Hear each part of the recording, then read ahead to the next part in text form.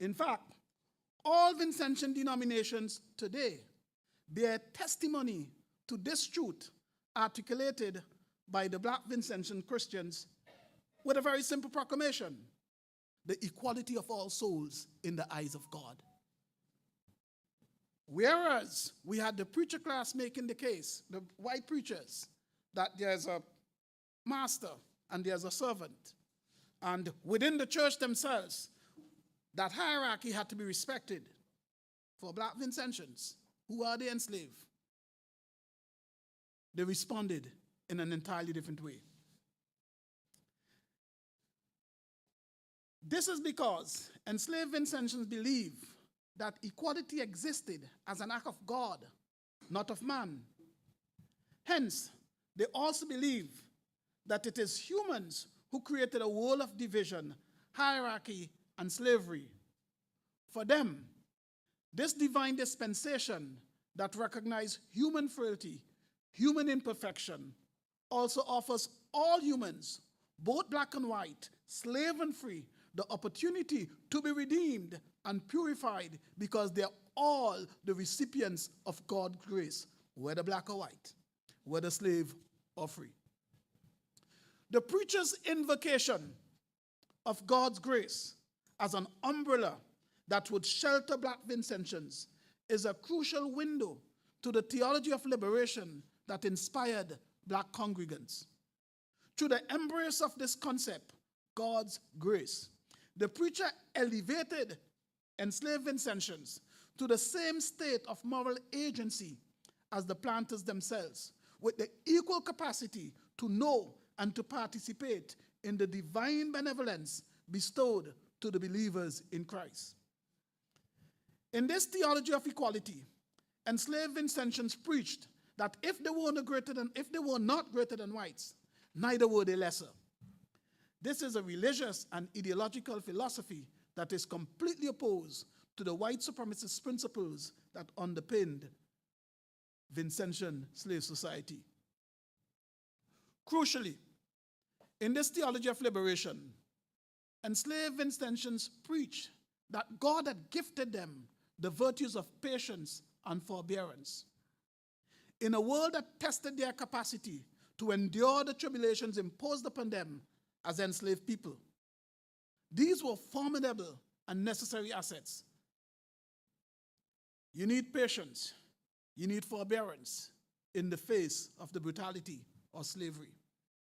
Hence, this particular ideology was a frontal assault on the legitimacy and the durability of slavery without ever using the word slavery. In all of the sermons that you would read, enslaved Vincentians do not mention slavery. But once you do a dive, a subterranean arc, you go beneath the words themselves, you see what they're actually confronting is the urgency, the brutality of slavery. That's what they're condemning. Double entendre, we call it today, when we sing calypsos with 2 or 3 meanings. Our enslaved Vincentians understood that very, very well. And so they knew that patience was necessary. Slavery might not end now. It might not end tomorrow, but it will end. And in fact, as we all know, it did end. So they were right. This triumphant theology captures why enslaved Vincentians could and did embrace Methodism.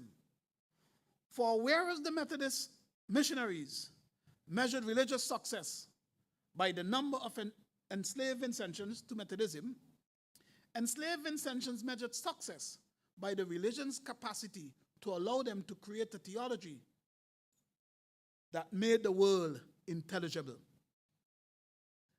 Their solicitations for divine intervention in their lives offered a critique of slavery. It accorded dignity to the enslaved. It defended their humanity. And it articulated a promise of liberation in the here and the now, rather than in the hereafter. There's a crucial point to understand. As a gospel of salvation, as a religion of salvation, the fundamental claim that Christians make is that to go to heaven, you got to die first. You got to die to go to heaven.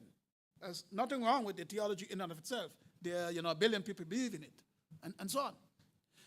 But this contrasts sharply with the African conceptions of faith and the relationship between the believers and their faith. In the African conception of faith, you believe in the faith because you're rewarded now. Your health, your wealth, your children, whether the rains fall, whether you get sick, all the wonderful things that happen in the here and now represent a direct intervention on the part of the divinities into your lives in the here and now. Okay? And so you have this understanding of deferred reward coming through Christianity and the notion of immediate reward coming through the traditional African understanding of faith. And so what we see happening here is that in the instance of slavery, enslaved Vincentians decided we can construct a theology that binds both of them, that allows us to say we believe that we will go to heaven when we die. But we can see if we could achieve heaven on earth as well by ending slavery. So we could do both. Okay? So this hybrid feature, combining African principles and Christian principles, would be a feature of the Vincentian Church as it would elaborate in the years to come. So whereas Methodists constructed a philosophy that preached submission to the slave masters, enslaved Vincentians created a Methodism for the enslaved, not the enslavers. Now, in the practice of their faith, one can distinguish between theology, the principles of faith, and liturgy, the processes through which you demonstrate, your joy, your worship, your submission, your engagement with the divine power. Okay, and the theological confrontation was not always visible and immediate to the planter class. There's a certain kind of what you might call disguise that enslaved Vincentians were able to put in place when they preached as they did. This is not something that the planters always saw, always heard, or would recognize. However, the liturgy, the way you practice your faith, that was entirely different.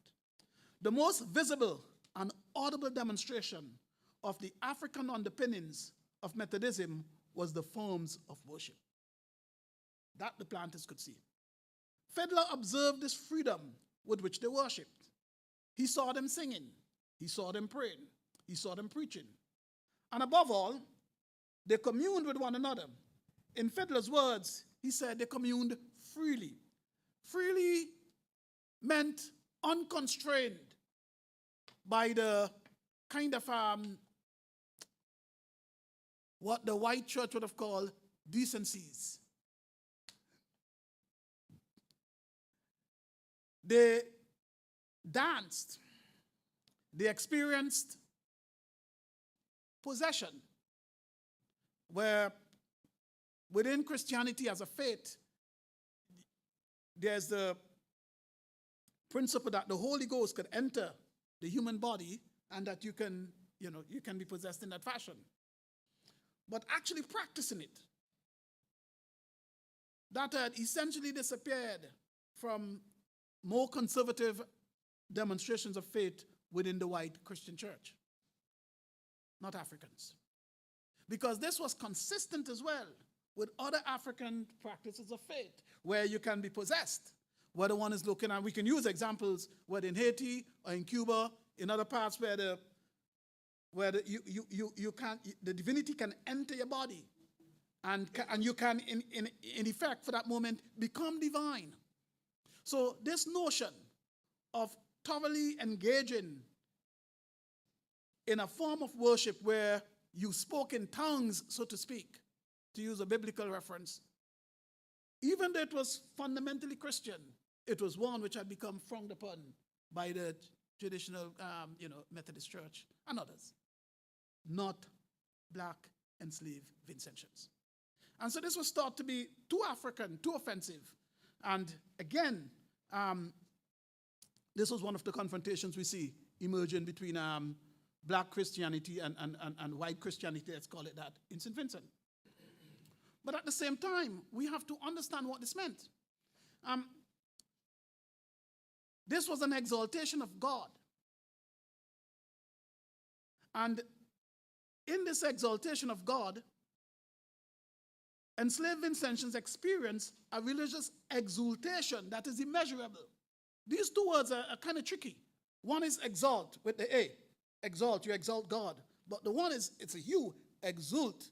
So you have exalt. So you experience, happiness that is immeasurable. But you arrive at that position through your exaltation of God. Okay? And liberation theology has often been framed as a kind of assault, and necessarily so, against broader oppressive regimes within which the enslaved lived. But what I have also begun to consider, the actual experience of faith, which brought tremendous joy to the enslaved Africans, that in and of itself also constituted liberation, because it was beyond the capacity of the slave masters to control. And it brought a communion among the worshippers, which gave them a happiness, gave them a bonds, which for many would be unbreakable.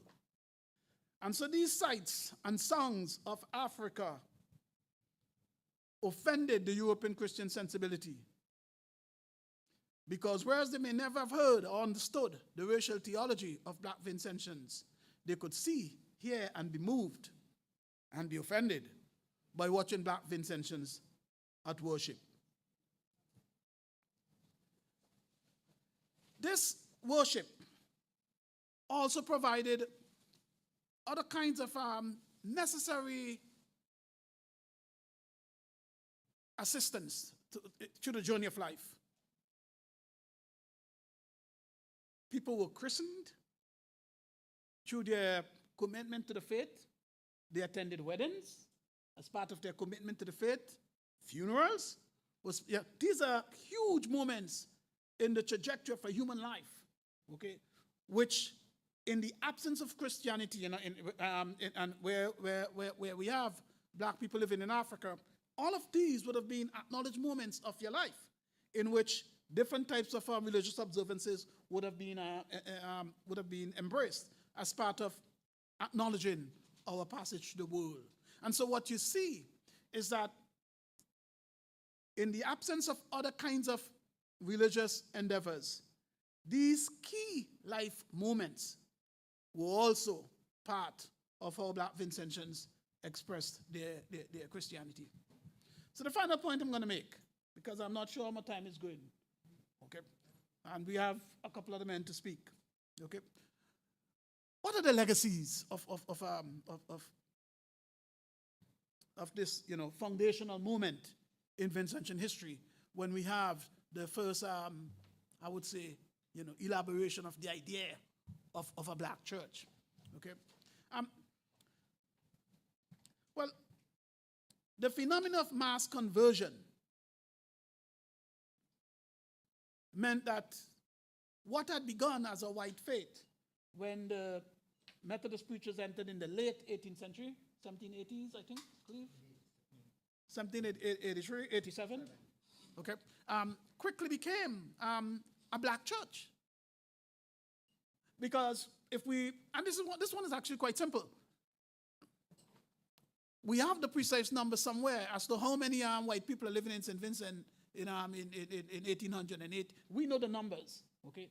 The enslaved people are far greater, okay? And as the enslaved Vincentians adopted this faith, then it means that in sheer numbers, it becomes a black faith, just by sheer numbers. Even if the hierarchy at the beginning is white, very quickly this becomes a black faith. by sheer numbers. Okay? The second point is that today in St. Vincent, and well, I'll tell you, one of these stories really that I should, if you're in St. Vincent in 1980s, early 1980s, we are accustomed to Rastas. We are accustomed to spiritual Baptists. We are accustomed to Pentecostals. We're accustomed to all of these different, groups. And then suddenly we had a new group. Muslims, black Muslims, wearing long stuff, selling groundnuts, and so on. And Vincentians we just accepted it. You were Rasta yesterday, you're Muslim today, that's cool. You were, black poor man, maybe 10 years earlier.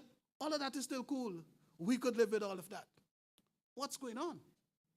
Because there's a peculiar African principle that was being expressed and continue to reside within the Vincentian population. African faiths were polytheistic, multiple divinities. Where multiple divinities exist, by definition, if we're going to live together without cutting off each other's throats or cutting off each other's heads, we got to live and let live. Okay? So tolerance was a fundamental part of the African experience of faith. Neighbors, we may celebrate the great God, the one God, but we also have special divinities, special ancestors to whom we pay observances, and we respect that. Okay? And so what you see happening in St. Vincent is that very early on, this kind of tolerance for multiple faiths, multiple denominations, became part of the Vincentian reality. So much so that it became what I call, there's a word which Christian and religious experts use called ecumenism, and that is the idea that all the churches constitute a single church, okay, and so on. Okay. Well, but in St. Vincent, we have Rastas and spiritual Baptists and Catholics and Shakers all maybe living in the same household. So our ecumenism was indigenized, part of what it means to be Vincentian, that we could live together. We may have all kinds of things that differentiate us, and we may get angry at each other over all kinds of stuff, but we never get angry about faith. In Europe, there's a history where hundreds of thousands of people were slaughtered for differences over faith. We see this happening elsewhere, even today, but not in St. Vincent. Okay? Because that residual power of tolerance, that is a Vincentian legacy that goes back to the very beginning of the birth of the Vincentian Christian Church. I would end it here.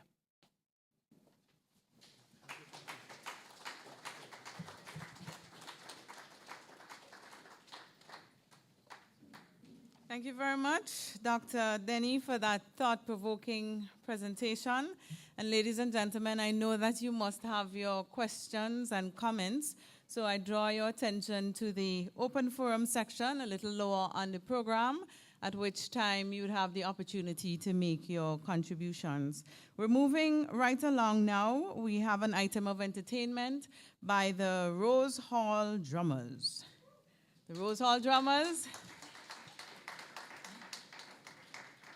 And as they come, we know that historically, drums have been integral to worship. So as we listen to the beats tonight and all of the rhythms, let's reflect on our cultural heritage and spiritual identity. Over to you, Rose Hall Drummers.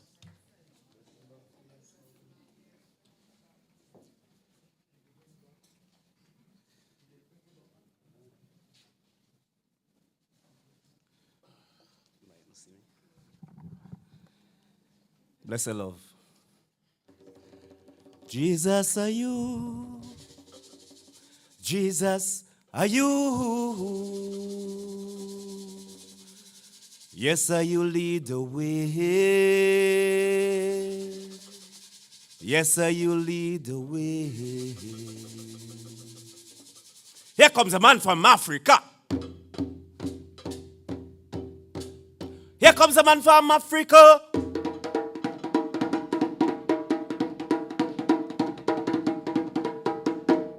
Here comes a man from Africa. Here comes the man from Africa. Here comes the man from Africa.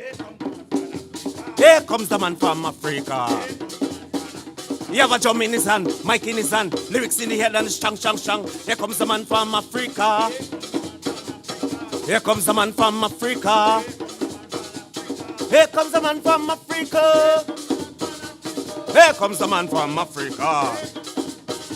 They beat we, ill treat we, abuse we, misuse we. Here comes the man from Africa. Here comes the man from Africa. Here comes the man from Africa. Here comes the man from Africa. Give me back me gold. Give me back me gold. Give me back me gold.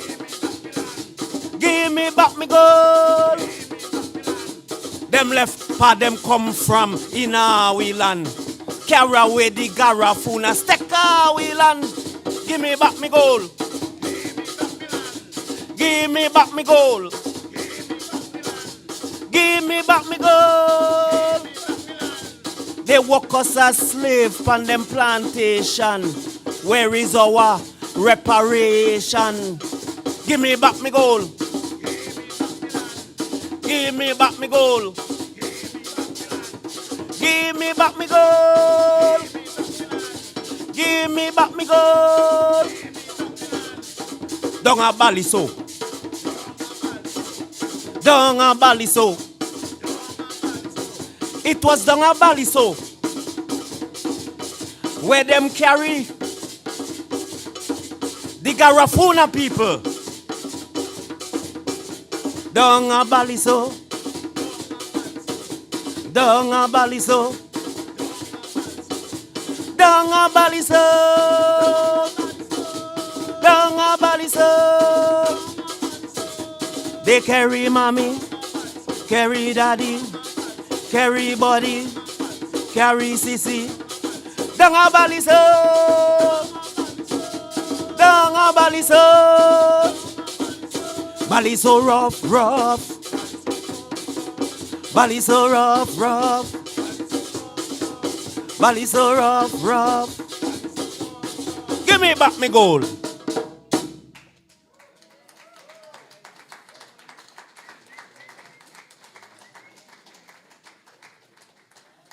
Well, at one point in that presentation, I just wanted to abandon my responsibility tonight and dance the night away to the Rose Hall drummers. Thank you so much for that. We move on now with another presentation from Dr. Cleve Scott. This time, he'll be back to tell us about the origins of the spiritual Baptists.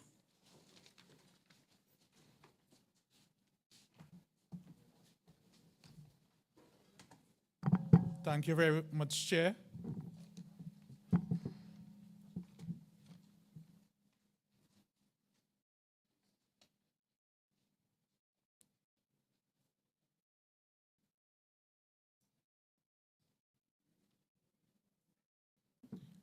I will begin with an extract from a report in 1849. And I see some persons here who were in sixth form when I was in form in grammar school, and I know they don't Latin. Because Latin was still written on my report, but I don't know Latin. But I was reliably informed that imperium in imperial means an empire within an empire. That's how Reverend William Hudson, a Wesleyan minister, reported on what we now call the spiritual Baptist in 1849. For those of you who are home who cannot see what we have here, I will read it, what he said. He said, "From the first we clearly saw that an emporium in imperio would never do. And it is much to be regretted that our predecessors allowed such an organization within our societies, when at first, by the expulsion of the ringleaders, it might have been arrested. But being allowed to proceed with impunity, they became more insolent and determined and led many astray. This is overwhelming evidence that the spiritual Baptists constituted an autonomous religious denomination or division or section or subsection within the Wesleyan Church by 1849.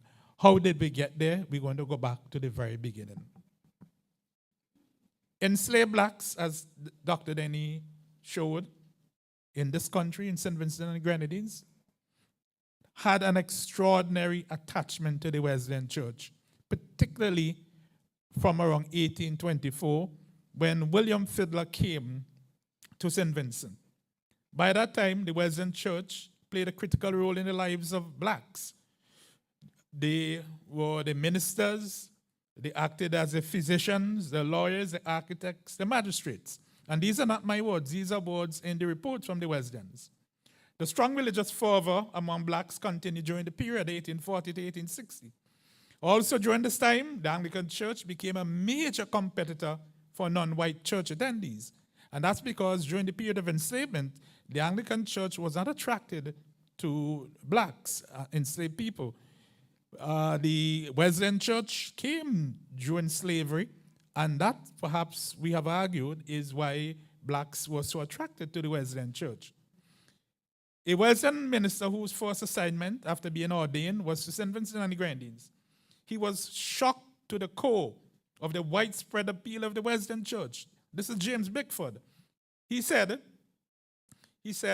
in his autobiography, hundreds upon hundreds could not get inside the building, but had to come within earshot on the outside. Of course, the modern-day Baptist churches and the evangelical churches, we know that. We put a speaker outside, right? And sometimes when you come in your church, you don't want to hear. But thank God now we have technology. We could go on Facebook and so on. Bickford, who had become a Wesleyan local preacher in 1835 in England, although he had been raised in the Church of England or the Anglican Church, also expressed his surprise at the theological thirst of local blacks. He wrote, "Such hunger for the word of God I have never seen before in England or elsewhere." Moreover, Bickford was stunned by the role of the coloreds. The coloreds, people who are not white, black people, or people with black blood. He was stunned by the role in the local church and their participation in the service, such as the choir. He recalled, a large choir drawn up in a semicircular form was led by a colored lady possessing a strong, full, and well-trained contralto voice. Of course, if this was in the 20th century and it was a male in the Methodist church, we would say probably it's Sam Brown. Well, only the Methodists would know that. Vince, you going to the Methodists? Right. Equally stunning, if not even more so, was the diversity of the congregation. Bickford wrote, the motley appearance of the congregation, diversity of complexional shades, naked feet of the blacks, red cotton-tied headgear, fantastic hats with and without brims. A few of the whites and better-to-do colored of the congregation dressed up in beautiful Muslim. Muslim is a form of cloth, just like how we have Muslim is what you know the way in St. Lucia and Dominica. And in this text too, we explain that Muslim is part of Vincentian culture, another chapter. I had the opportunity to teach two persons who attended Codgerton College last week, and they were stunned of how precise the dress is, and they lamented. I see my friend here from the Methodist Church, that today people come to church fully exposed. Fully exposed. Yeah. Vibrator's kids will tell you the calypso. The attraction to the church was explained by William Moyster, who was assigned to St. Vincent and the Grenadines briefly from 1837 to 1838, and again from 1843 to 44. In his memoir that was published in 1866, he said, we are now free. That's how blacks are expressing themselves, and this is what you think the blacks are saying. We must therefore all begin to serve the Lord. Why? Because it is the Lord who gave us freedom. Of course, the humanitarians keep preaching that it is the humanitarians, it is because of the love of God that slavery came to an end. And thanks to Dr. Eric Williams, we know that is not true. And thanks to many scholars, including the Trinidadian C.L.R. James, we know it is a self-liberation ethos, to use the words of Professor Sir Hilary Beckles, our Vice Chancellor. We know it is a change from industrialization, from agriculture to industrialization and so. But at the time, you can't vex with blacks. They prayed, and slavery came to an end, and they went to church. And in Moyster's view, with every hindrance now being removed, they came flocking to the house of God by scores and hundreds. To meet this increased demand, the Wesleyans had established prayer houses on almost every estate. And later on, Dr. Fraser would tell you how many estates we had enough, to use the Vincentian terminology. We had them all over. And they set up 2 circuits. The first circuit was the Windward Circuit, with stations at Bible, Calico, Carla, Maricopa, Union, and Georgetown. The second circuit is Kingston with the Leeward district, and Fiddler spent a lot of time in the Leeward district. This phenomenon is markedly a Vincentian religious ecumenism that becomes entrenched in the immediate post-emancipation. Bickford's description of the testimonies of the free blacks was similar to those that reported by Fiddler. We showed you what Fiddler wrote. And those things you see are not spelling errors. Those are verbatim transcription. Okay? Where you have LOF, that's love, and that's what he heard. He heard love. And we know we Vincentians, we see things differently. It is astonishing that when I teach at UWI and I raise up my foot and I ask them, what they call on the day? Everybody say foot bottom. And the Vincentian killing themselves and laugh. And when the Vincentian say bottom foot, the whole place erupts. And it takes minutes to quiet back down. Fitz, you know these kinds of experience, of course, as a teacher at the grammar school. We had no friend but Jesus. Me love me Jesus for what he done for me. Me Jesus give me faith.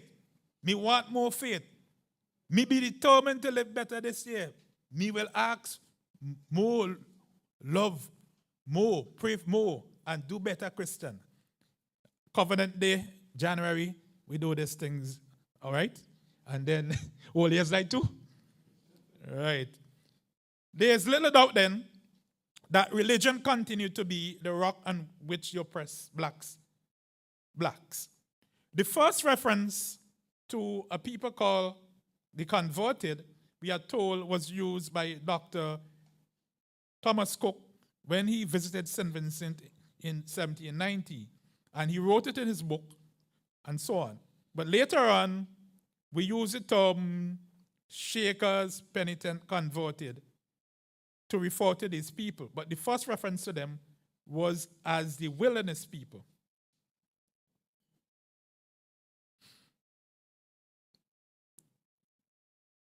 Local officials were fully aware that spiritual Baptists were gaining ground. They first were recognized as a group in 1846. And a prime example was what was ignorance of what was transpiring was the contradictory intelligence to London sent by the colonial governor at the time, the lieutenant governor, on the origin of the spiritual Baptists. He said, in some of the villages, a single sect numbers a large amount of votaries or devoted followers, calling themselves the wilderness people. And this is the first time we're seeing this term being used. We are seeing this in the document at that time. Okay? On the nature of the spiritual Baptist doctrine, the Lieutenant Governor wrote, nor am I well acquainted with its doctrine, although I believe they are somewhat akin to those of the Quakers, mingled with external demonstrations to those which are assumed by the Shakers. And they talk about the Shakers from the US and so on. But we have argued in here that all of this is erroneous.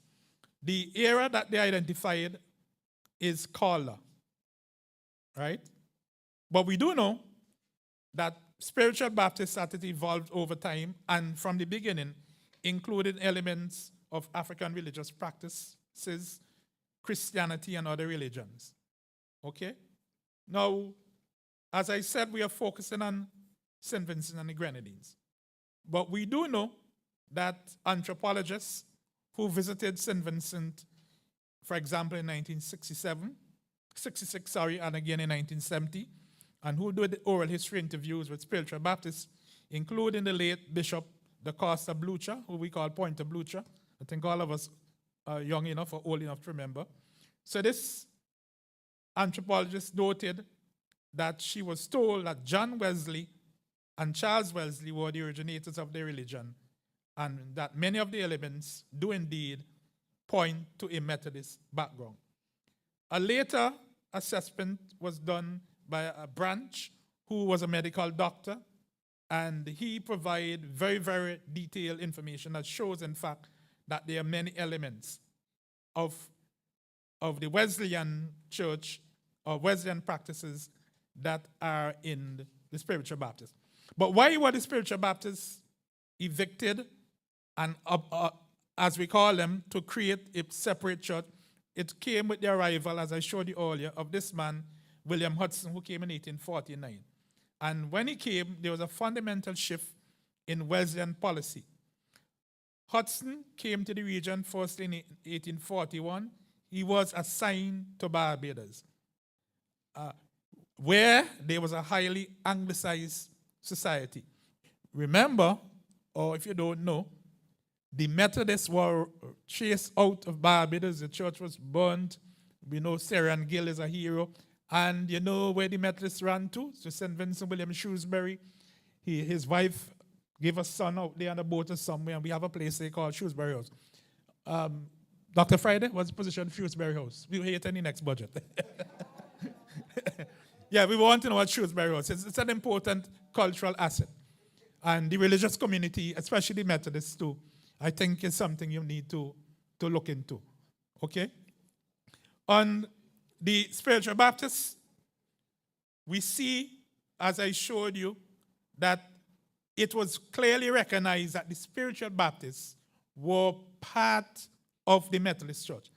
And Hudson, when he took over, he threw them out. And as he threw them out, as he evicted, they began to erect their own infrastructure. And as Dr. Denny reminds us, it is this infrastructure that allowed them to grow. Dr. Fergus makes the same point in his book. Okay? Some people have argued, including Dr. Fergus, that the Spiritual Baptist Church has to do something with Grand Sable, where 600 enslaved people were brought from the Bahamas. We didn't find that, but we did find in our work that Reverend Thomas Brown, who was in charge of Grand Sable, he, to use Vincentian language, he cursed the Wesleyan minister, Henry Payner, for permitting spiritual Baptists to join the Wesleyan congregation. The same practices that we have today, where people go to the Methodist, Anglican, or Catholic Church in the morning, and they go to the Baptist in the evening, it was well established during this period. Right? You're guilty of that, doctor? Right? Also, the arrival of the liberated Africans gave new impetus. They bring an African element. But we didn't find evidence that the liberated Africans took over the spiritual Baptists. We find sufficient evidence from the Wesleyans that the local blacks were taking the liberated Africans into the fold and were taking them to the church. Okay? So essentially that is how the spiritual Baptists emerge and give and gain ground and continue to expand until about 1912. And Dr. Fraser will take up from there. Thank you.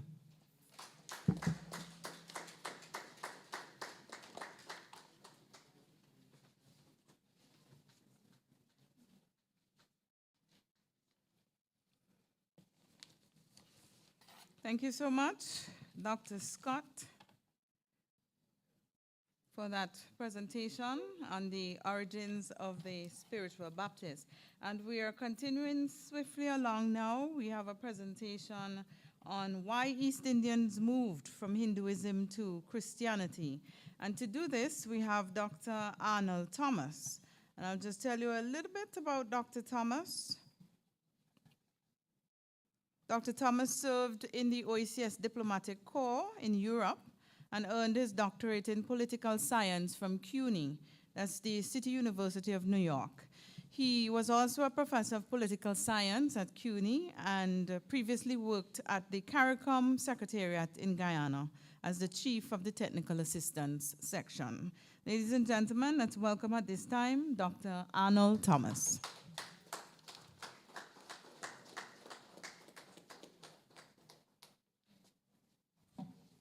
Thank you very much, and good evening all. I want to continue in the same revolutionary vein that Dr. Scott and Dr. Denny have been pursuing. Revolutionary in the sense that we are looking at some very serious changes in religion in St. Vincent. And I want to switch to another group of people who also played a role in the development of Vincentian society. Between 1861 and 1880, 8 ships brought 2,474 Indians to St. Vincent under the system known as indentureship to work on estates over here. And that was because they claimed that the blacks did not want to work anymore on the sugar estates, so they had to bring in the Indians. By agreement, the Indians were allowed to practice their religion, which was mainly Hinduism. As a matter of fact, 90% of those Indians who came, that 2,400 and whatever came, 90% were Hindus. Now let me jump ahead. 150 years later, let's talk about 2024.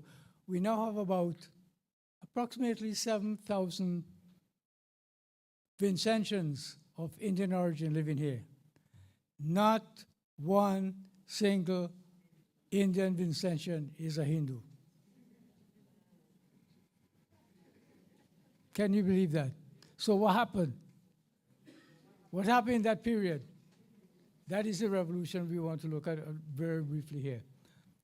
So the Indians came, and they came under this. It was another form of slavery because although they came here, they were allowed to practice their religion and do a number of things. On the plantations, on the estates themselves, they were treated no differently from the blacks. Right? So things didn't turn out the way the Indians expected.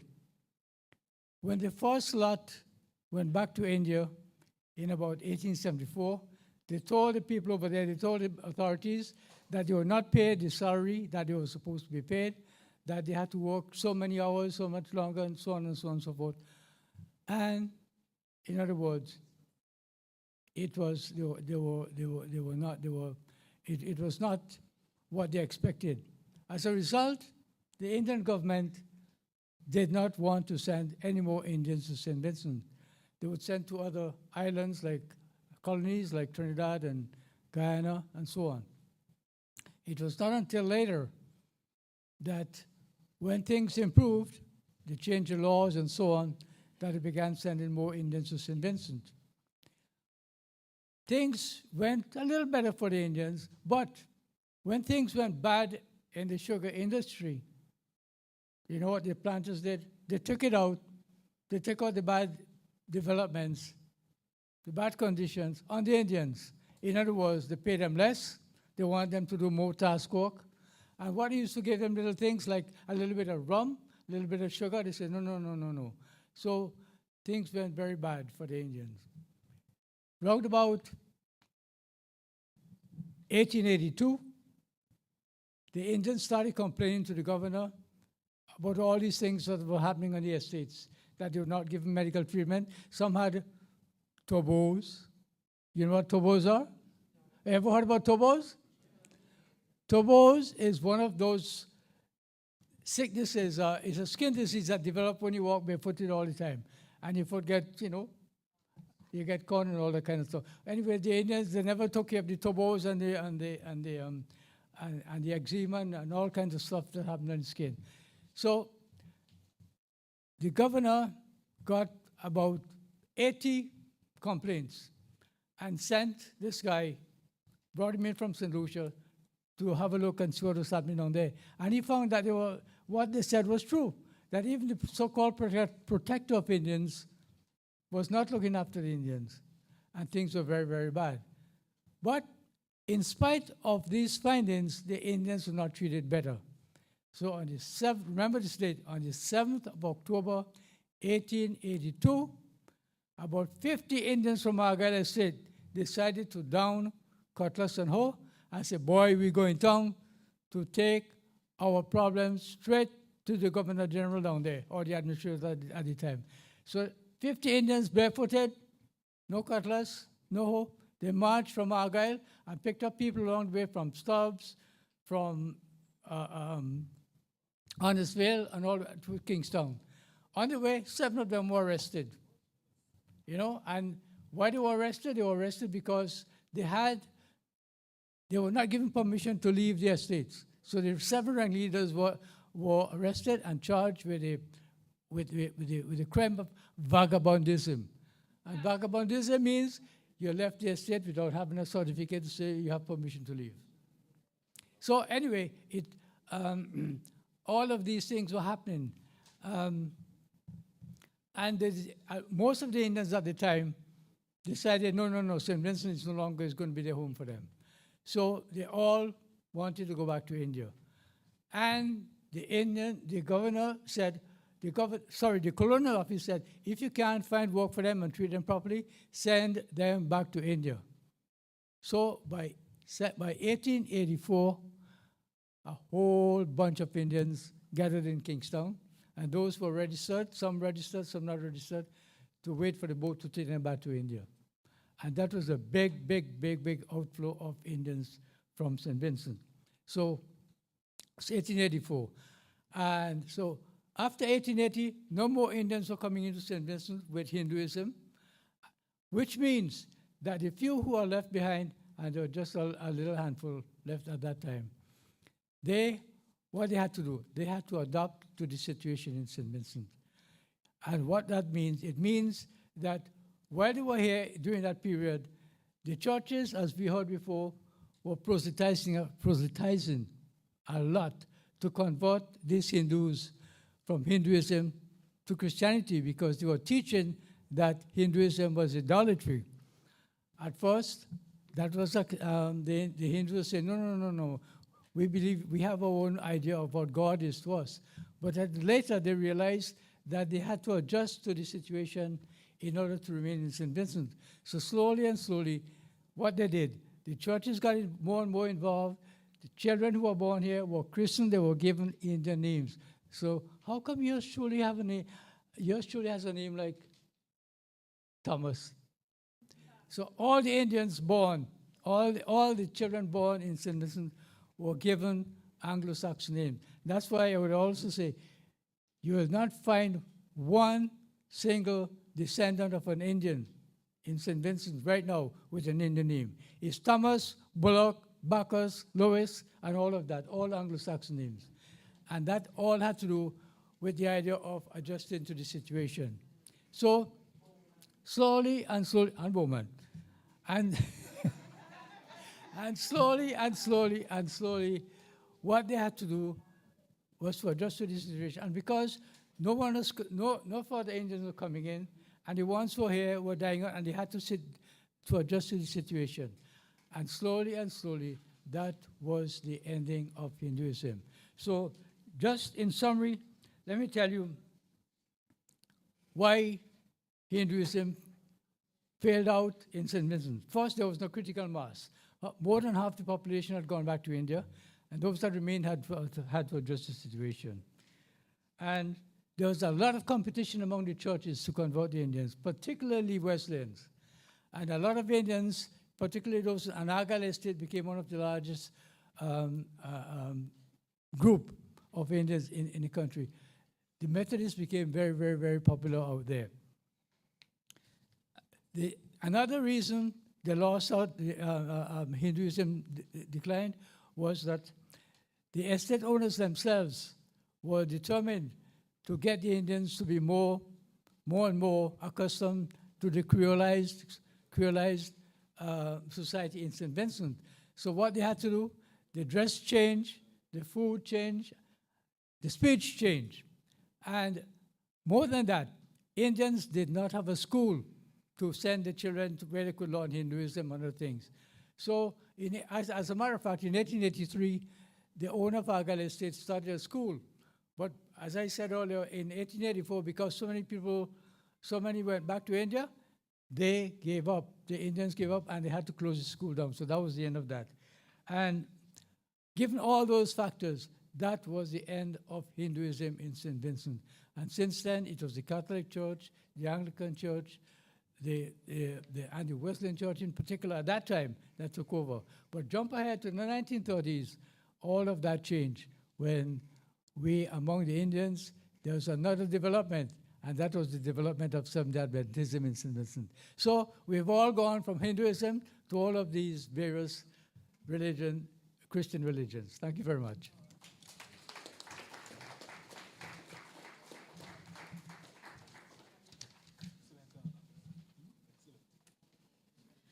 Quite interesting, the stories of why Indians moved from Hinduism to Christianity.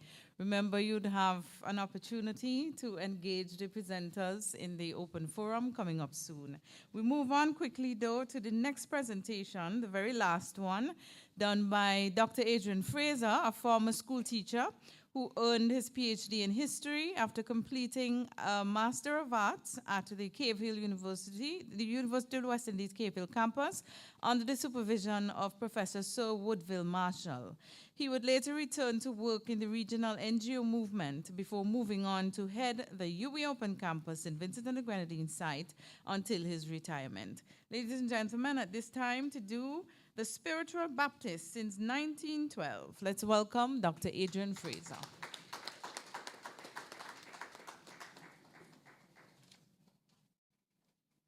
Thank you very much. And well, I have to say that protocol has already been established, but I want to, having said that, welcome Dr. McBarnett, Noel McBarnett, to a seat I had for about 20 years. So welcome, and I hope the challenges are less.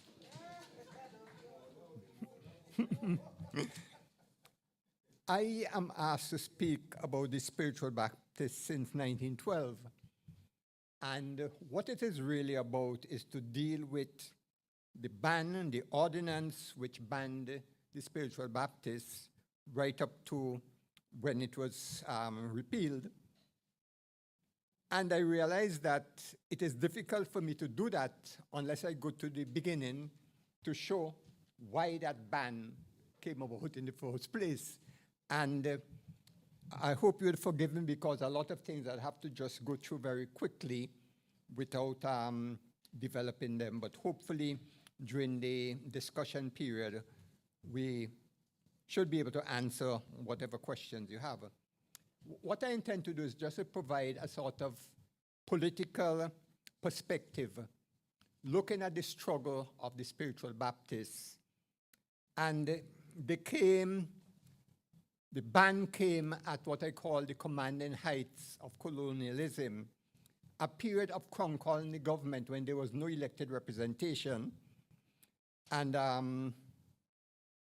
the struggle continued, particularly after you had a return to elected representation, and particularly after 1935, when you had riots in St. Vincent and the emergence of George McIntosh. Then, as we go to the period 1951, the period of adult suffrage, where you had other constitutional changes, eventually leading to the appointment of a chief minister in 1959, who was Ebenezer Joshua, and he was the person who finally brought an end to the ban placed on the Shakers. And of course, we are now into independence, and we know that a few weeks ago, we had a public holiday given to the country, but because of the Baptists, a sort of reparation, in a sense, a sort of reparation. Now, quickly, why did this ban come about? We began to have Dr. Scott spoke about the origin of this spiritual Baptists, or the Shakers. And I just want to point out some developments. In 1852, we have the Chief Justice regarding them as a group of fanatics. In 1862, they were associated with the riots of that year, and their chapel at Mount Bentic was actually burned by the militia. In 1881, the missionaries were reporting that on the windward side, that Shakerism had overtaken villages and estates around Georgetown and overland. But one of the things which helped to heighten the attention of the populace and particular of government officials was an article which appeared in the Century newspaper in 1901, and which spoke about the spread of the Shaker religion and about the sort of darkness of vice and superstition that was being propagated. Now, there were some concerns. The growing independence of the Shakers and black people generally, the independence of European influence, especially with the churches.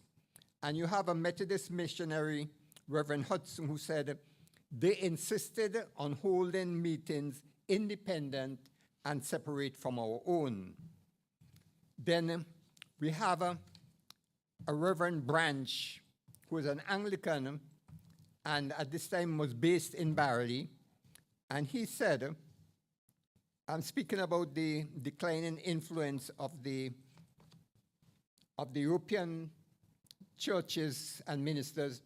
He said, and this was given to the 1897 West Indian Royal Commission, we have an excitable, suspicious, and still ignorant laboring population drifting away from the old clerical control, as shown in the numerous new friendly societies, all self-managed, and not as hitherto directed by ministers of religion, and in the recent self-constituted religious societies. The laborer, by his lay, friendly, and religious societies, and his revolt from the healthy control of the clergy of the church and ministers of the Wesleyan body, shows he is testing the pleasure of thinking and determining for himself. So these were some of the issues. One of the doctrines which the group was preaching was equality. And to speak about equality for black people at that time sent a certain signal. there were migrant workers in the ranks, particularly at Escape, and these migrant workers were liberated Africans who had come to St. Vincent. Fiddler, who both Dr. Scott and Dr. Denny have mentioned, commented on the importance of sexual morals among the Shakers. And I mention this because one of the things they had against the Shakers was this, well, it was not a fear, this belief that when they went on their knees in the mourning houses, that a lot of sexual acts were performed. But Fiddler from very early said that, commented on the importance of sexual morals among them. Then by 1901, we have one of the newspapers coming out and printing something that really shocked a lot of people, that this movement was growing, and it was it has its roots in one of the few distinct hereditary traits of African barbarism. So from about 1901, we have being put in place a plan to officially ban the religion. The 1902 eruption came, and that probably put things back a bit. But they found that there was need for more information, so we have a medical report being solicited in 1903, which spoke about, which gave the impression that the majority of what they call lunatics at the mental asylum were Shakers. And they also asked for reports from the chief of police, first of all, the acting chief of police, who pointed out in 1905 that the Shakers had not been allowed in town. And we have, again, they were trying to build a lot of information in order to justify their banning the religion. Reverend Huckabee of the Methodist Church said that the respectable members of his church had become Shakers because they were unable to attend church due to poverty. The ordinance was drafted eventually in 1903, but one of the concerns was how were you going to ban a religion when there was supposed to be tolerance, religious tolerance? And this created quite a bit of problems. In the meantime, the Shakers were growing, and by 1912, when the ban eventually came about, there were probably about 40 Shaker houses in, from throughout the whole of St. Vincent except the Grenadines. The acting commissioner of police, in one of the reports which he submitted, said that Shakerism has its roots in one of the few distinct hereditary traits of African barbarism, which still remains to the black race of St. Vincent. So all of this was building a case for banning the religion. Another report from a Corporal Keane of the Barley Police Station focused on membership, initiation, and a lot of this information got from people in the area, as particularly teachers. Now, once the idea of banning the religion came about, we have, first of all, a Rodney Allen, who was an allottee on the New Adelphi land settlement, applying for permission to build a prayer house on his allotment at New Adelphi. And the land commissioner indicated to the administrator that his strategy was to test the view that government intended to ban Shakerism. Eventually, July 8, 1912, we have the whole issue of the ban, and the administrator introduced to the legislature the bill to ban Shakerism. And one of the persons behind the eventual banning of the Shakers was Governor Gideon Murray. And we know Gideon Murray because of Murray Village and Murray Road. And I'm thankful to Dr. Fergus for putting a lot of attention on the role played by Gideon Murray. And, you know, he seemed to have been, his machinations was what eventually led to this. And as I said, I'm going to go through this path very, very quickly. So we have the ban eventually coming into being, but again, there was a lot of manipulation because Murray, in collaboration with the governor, what he did was to have the ordinance actually put in place before they had a sanction from Britain. And there's a lot of information about how this came about, which I obviously would not be able to go into. Because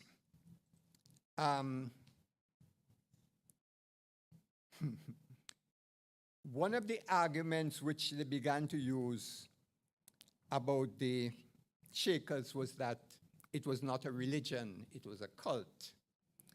And Murray, according to a report, suggested that this was so because every one of those misguided people attend a recognized church.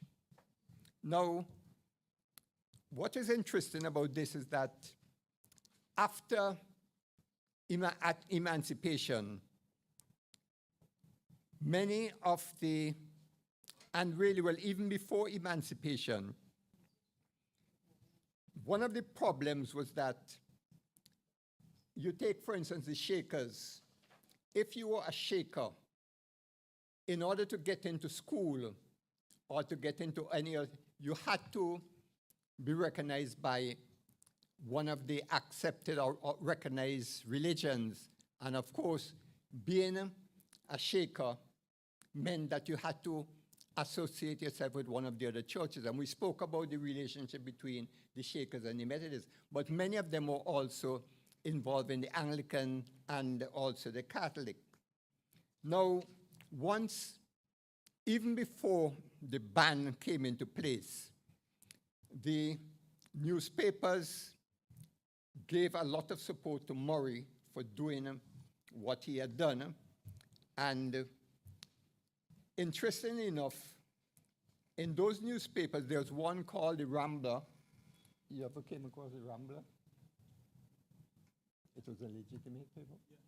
Yeah, the Rambler newspaper carried a letter from one person called Tony John. And what is interesting about this, because they were building up a case that the respectable people in St. Vincent were against the practice of Shakerism.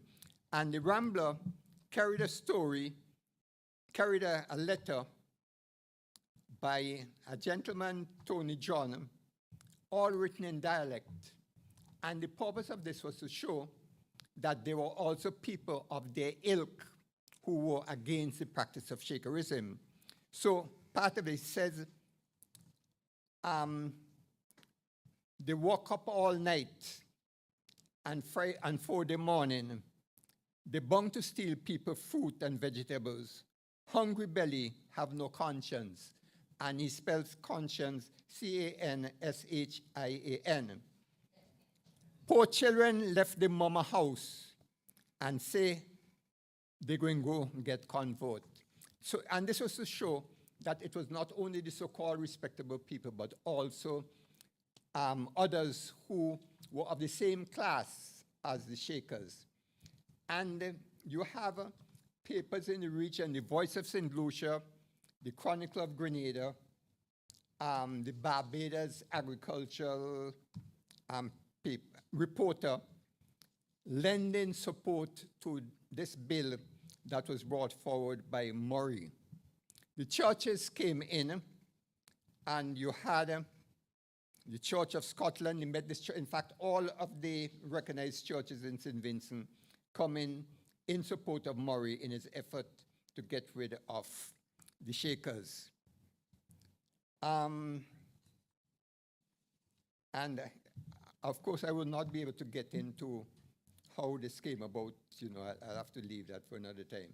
But the ordinance went to England after it had already been gazetted in St. Vincent without official sanction. Eventually, it was decided, and there was an effort by Murray and some of his friends to ensure that this happened.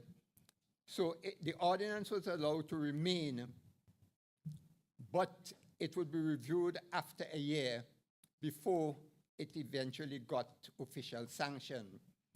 And this was in 1912. A few months after, in 1913, we had the first case in Kittels where 6 persons were charged, 5 were convicted, and this was 3 weeks after they were being convicted. Murray submitted his report to England, and the whole idea, because in order to get official sanction, he would have to send a report back to England. So this report was to show them that the ban was serving its purpose. So we move now, and they had, you have the number of, could you just put that there?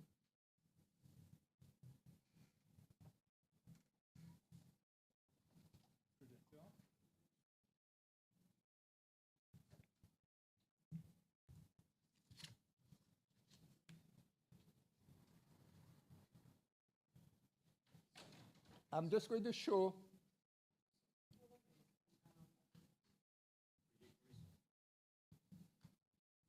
okay, let me see if I find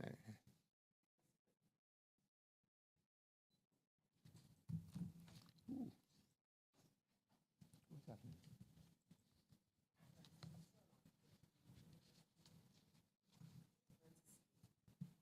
Okay. This one.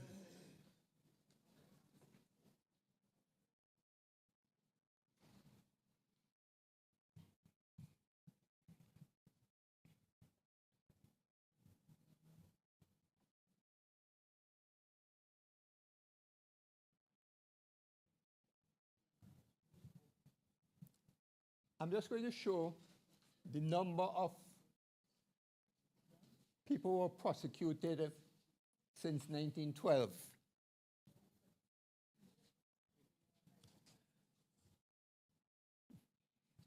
I don't have it elsewhere. Yeah. So you have in 1929, 8 of them from Camden Park. 1923, 23, 1925, 18, 1926, 1, 1927, 2, 28, 29, 32, no conviction, 1931, 1931, 1, 1933, 35, 1934, 94, and 1935, 14. It's interesting, those figures for 1933 to 1935, because at that time, the whole political atmosphere in St. Vincent was changing, and they were getting more support, and that emboldened the Shakers to continue to practice their religion even though there was a ban. But 1935 was an important turning point, because that is the period of the riots and the emergence of George McIntosh in the Legislative Council.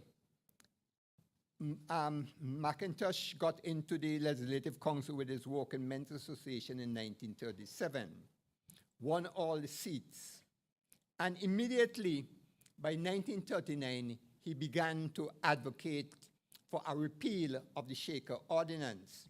Now, the administrator in 1939 informed the governor that McIntosh had brought forward a motion to repeal the Shaker Ordinance. He said it was discussed in the Executive Council, which unanimously advised that it should not be accepted by government.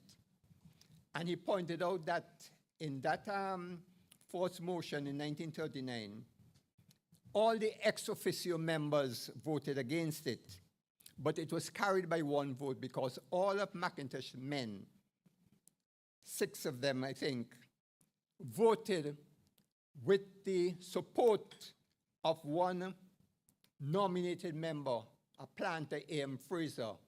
I was never sure why Fraser took that particular position. But, so you had a situation where it was carried, but because of the constitutional situation at that time, everything was left to the governor and to the administrator. And McIntosh gave notice of introducing a bill to give effect to the above, because even though they had victorious, nothing was done because everything was in the hands of the administrator and the governor. So McIntosh gave notice of introducing a bill to give effect to what had happened. And the Executive Council advised him that government should not agree. And should it be passed by, they said that if this new bill by McIntosh was passed by a majority vote, that the governors should, his assent should be withheld. And that is why I talk about putting this in a political perspective, because that was a period of crown colony government, though by that time, colonialism still, it was no longer crown colony government. But the governor could withhold his assent, even though it was passed by a majority of elected members.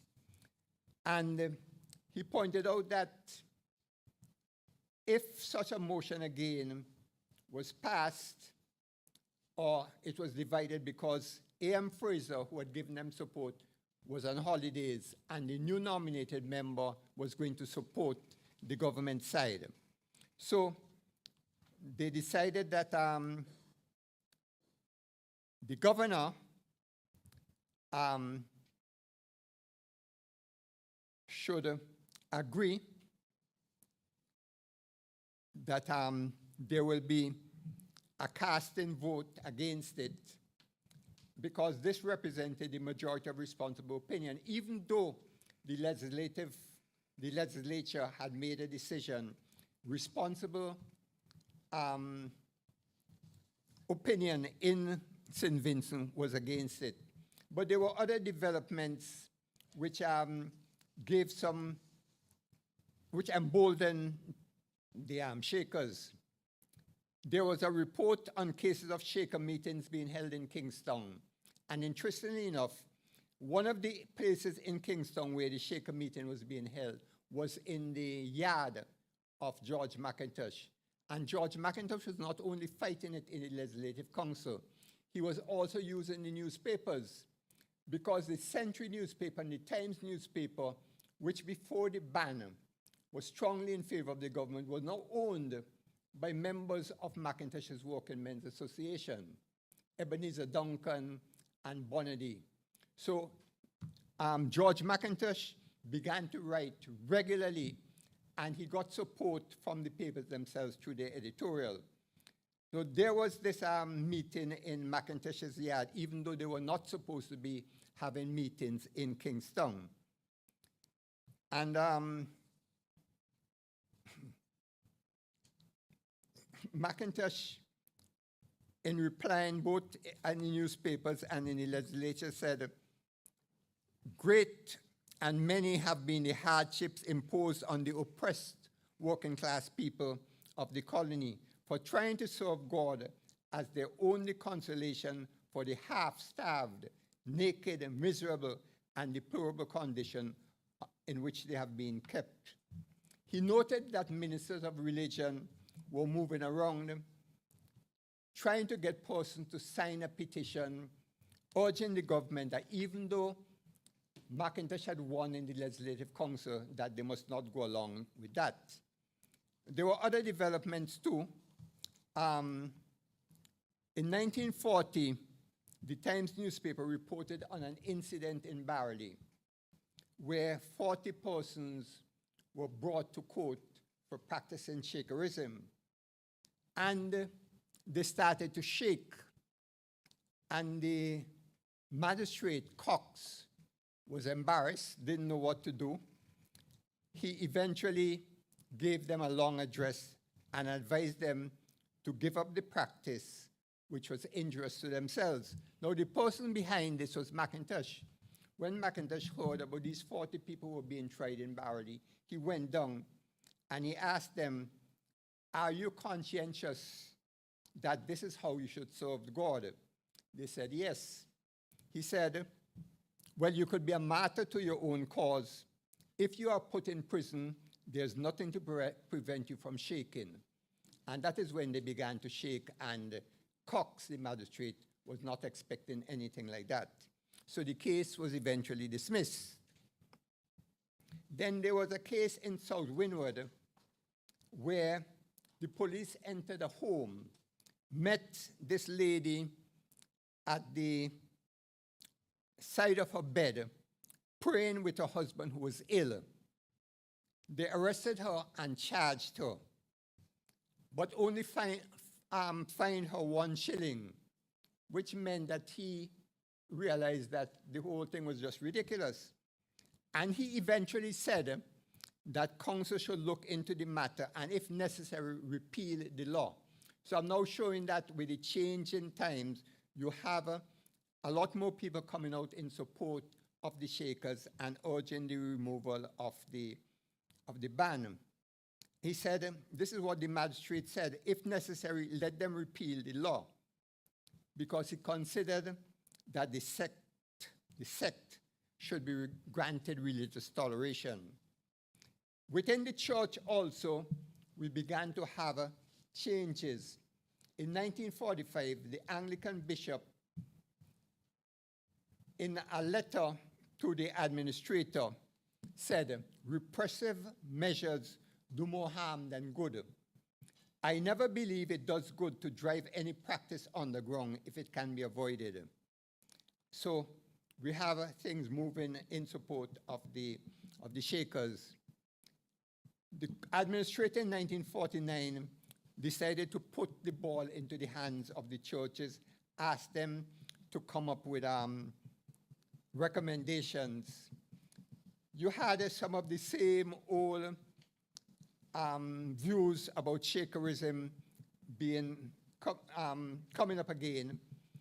And what McIntosh said, and which is true, that one of the reasons why a lot of these churches, Anglican and Methodist, were against the Shakers was that they were moving out of the churches and they depended a lot on the revenue they got from these people, which, as McIntosh said, helped to pay the ministers. What they wanted to save, what the churches wanted to save, was really their collection and not souls.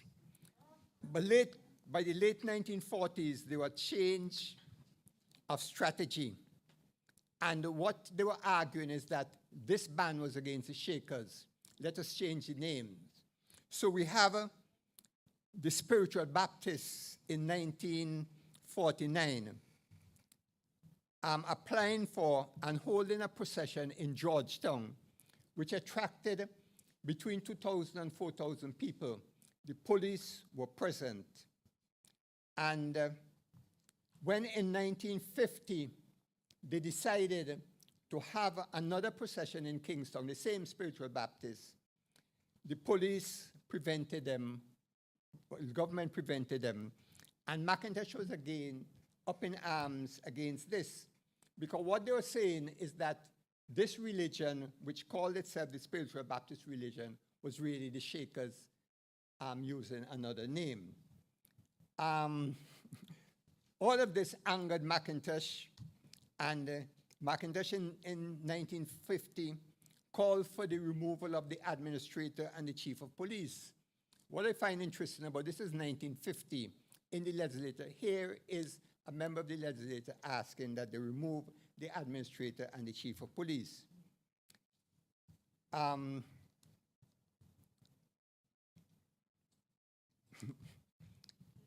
1950,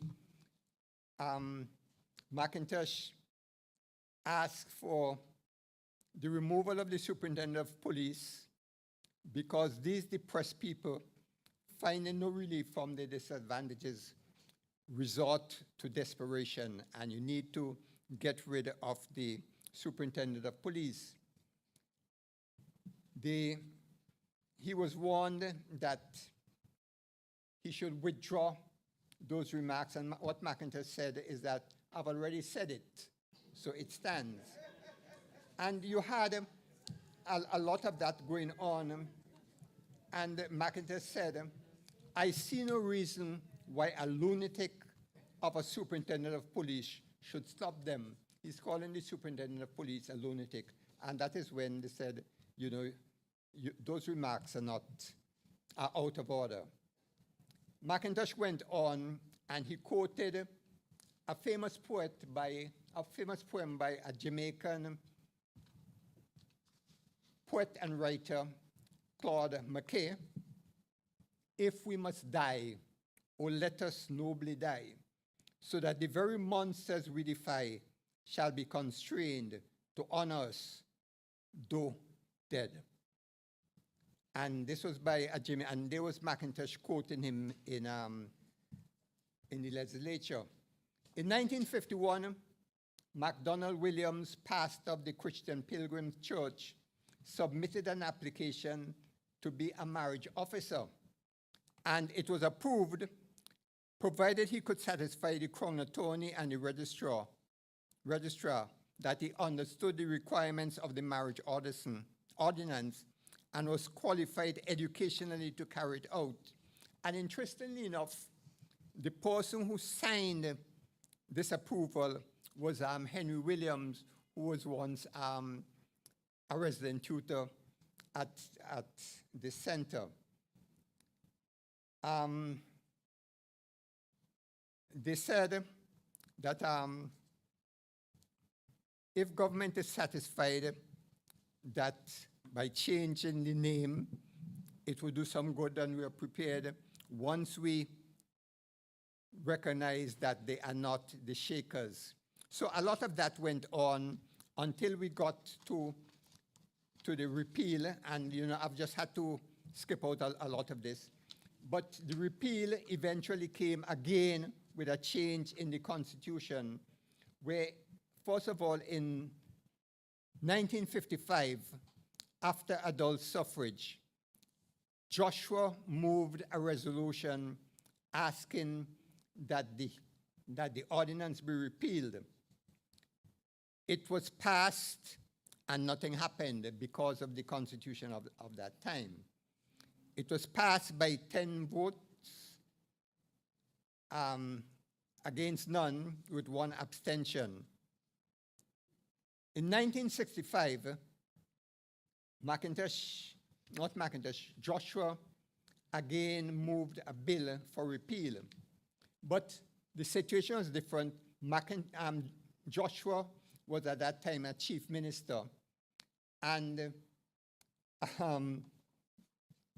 it is interesting because in moving that motion for the repeal, McIntosh said, he referred to 1912, and he said that a governor was coming along Cane Garden Road, and there was a bell that had an awe-inspiring sound when it was rung, and the horses plunged, and that is all that made it possible to put this on the statute book. He was saying that the governor fell from his horse because of the bell rung by the Shaker, because there was Shaker Church going up to Cane Garden. Now, there's no evidence that this actually happened. But if anybody knows Joshua, and knows Joshua very well, Joshua had a lot of stories to tell. Joshua, for instance, a good friend of mine who is now departed, Kenneth John, decided to enter politics, and Joshua eventually named him Anti-Pim Pim. And some of you would know the name Anti-Pim Pim. So Joshua always had those kind of stories. So he was talking about the governor being thrown off, or this is what happened. But importantly enough, in 1965, he also had the support of the leader of the opposition, who was Milton Cato. Milton Cato came back to St. Vincent. Well, he said when he was speaking on that motion, Milton Cato said 17 years before, that is 65, 70, which would be 1948, he had won a case for the Shakers. I think there was an error there because Milton Cato actually came back to St. Vincent on Christmas Day, 1948. He was accepted at the Middle Temple in England in absentia, and he was called to the bar in Barbados on the 17th of December, 1948. But he was successful in one of these cases. But by that time, there was very little effort made by the authorities to continue to convict the Shakers. But we know that in 1965, it happened, and since 1965, we had National Spiritual Baptist Day, May 1994, and we have a holiday in 2024 because we are now into independence. So the point I was trying to make is that you started with the banner during the highlights of colonialism, particularly the Crown Colony government. Then when you got to the reintroduction of elected representation, we began to have some changes, particularly after 1935. And with those changes taking place, the Shakers felt emboldened to continue to practice their religion. And, in 1965, there was nothing that could be done to prevent it once it had passed through the Legislative Council. So this is roughly, and as I said, I've just had to skip out a lot of things because of the time. Thank you very much.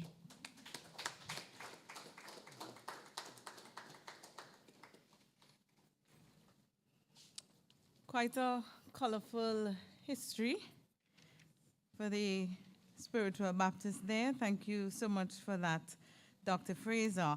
And now, ladies and gentlemen, we transition quickly into the open forum segment, and so I invite us to engage in a meaningful dialogue.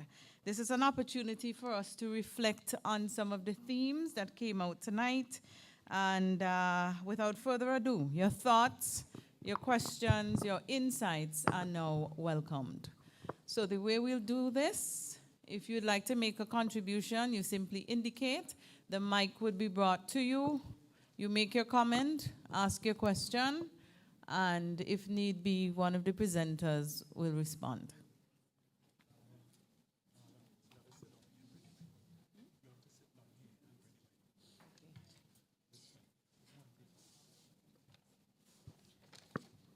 All right, so we have some change in the instruction. Oh, never mind.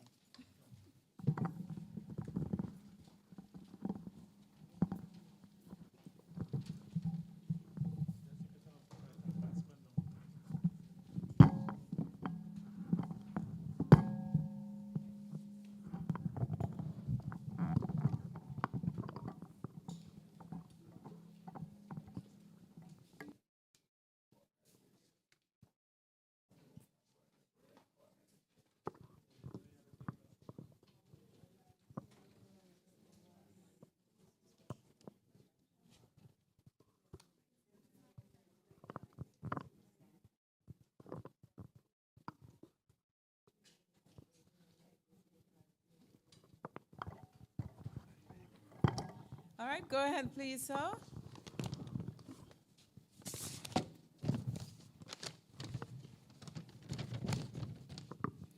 Thank you very much. Thanks to all of the presenters. Excellent presentations. My name is Claudius Fergus, and I'm here for the launch of my book. I've done quite a lot of research in the National Archives mainly, but other places as well as some oral research. I want to say here now in this audience that foundational to my work was the work of Dr. Fraser. Thank you very much, sir. And the deceased Edward Cox. I was not aware that he had passed away. But he was also very important to the early phases of my work. Okay, so having said that, I want to submit, really, very controversially, I'm sure, that when I read the original brochure, not this one, the one that is online, it says Europeans brought Christianity to St. Vincent. Africans Africanized the Christianity. I want to submit that Europeans did not bring Christianity, quote unquote, to St. Vincent. What they brought was a European version of Christianity. And that is important because when you look at this brochure, which is the same thing online, the top right-hand corner, you see an image there that is very telling. I showed my daughter this image last night. I said, what do you think this is? Is this an angel or a devil? She said, an angel. I said to her, I think this is a devil, you know. I think this is a devil. How do you know this is an angel? She said, well, you see the wings are golden. What she didn't want to say was that the face is also the face that we know of the slave master. And this is very important. The deification of these images took place during the Renaissance. Period. That is the Christianity they brought to the Caribbean. It was not the Christianity they taught themselves. There were slave catechisms. There was even a slave Bible in the same time that they were developing the missionary enterprise in St. Vincent. There was a Bible that was written by the Anglican Church to send out to the colonies. We call it the Slave Bible, which selectively printed certain chapters, omitted certain chapters, omitted certain sections of certain books, and so on. This was particularly meant to reinforce this image that we see here, subservience, and also hatred of one's own skin. It's not by accident that black people hate things African, even hate their own skin. If you read Fanon, Franz Fanon, Black Skin, White Mars. Now, there are elements that I want the presenters to consider, and for example, Dr. Scott referred to it. There were 600 people on the Grand Sab estate who were Baptists.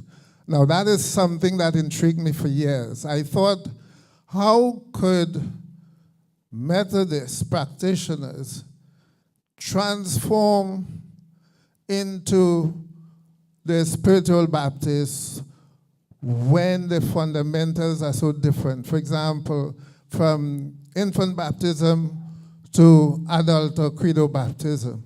What was the basis of it? I couldn't find it anywhere. Because in Trinidad, we know you had over 500 Baptists, mainly Baptists, coming out of the American-British War of 1812. We know that. They were mainly Baptists. And they were the foundation to what became the spiritual Baptists.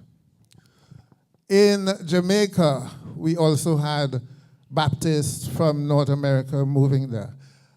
in the Bahamas, the foundation of the Black Christian churches, the American Baptist.